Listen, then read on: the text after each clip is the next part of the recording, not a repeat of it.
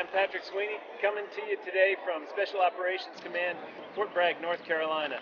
We're going to see some of the coolest stuff the U.S. Special Forces have to offer today.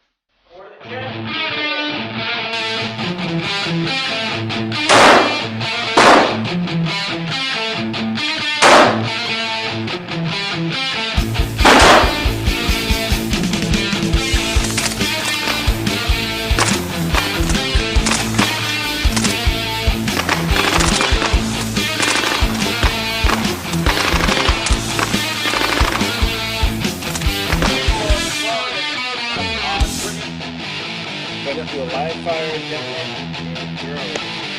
Range 37. Range 37. Everyone else is big. All right.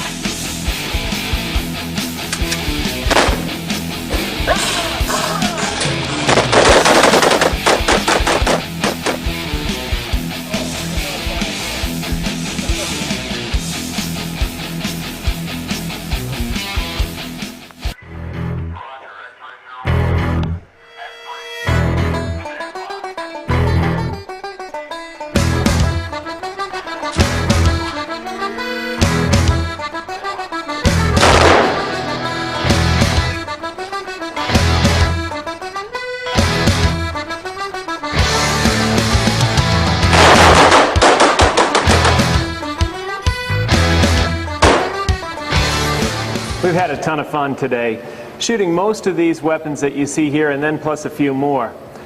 One of the things RFID is used very effectively for is in the armory, automating the check-in, check-out procedure. ODIN's done a number of deployments from government agencies and the DoD to local municipalities, tagging particularly weapons. It's a great use case. There's a terrific audit trail, and it automates what most people now have as a very manual process, the check-in, check-out procedure.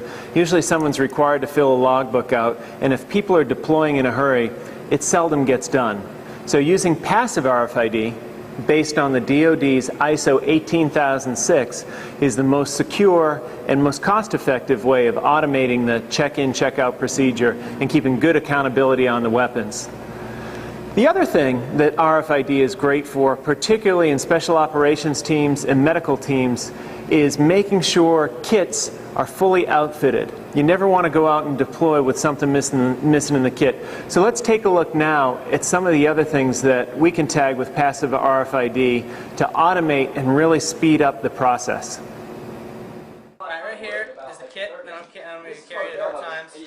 So as a special, I'm a medic with body armor at all times. So magazines for my rifle and my pistol, a couple different medical pouches, several tourniquets on my body, all the different equipment that I carry in my medical pouch. Yep. So I can use my medical pouch as much as I can before I get into my aid bag.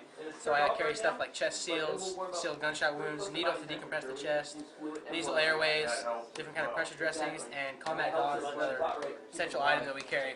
This is gauze impregnated with a chemical called chitosan. It's a clotting factor. Yeah, right. Helps clot the blood faster. Another kind is called Celox, the powder form of it.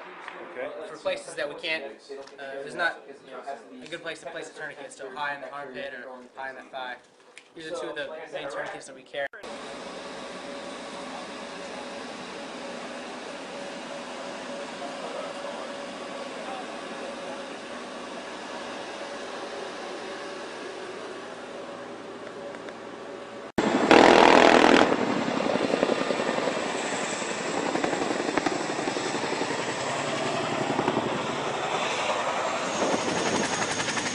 Thanks for tuning in. My ride's here. Gotta go.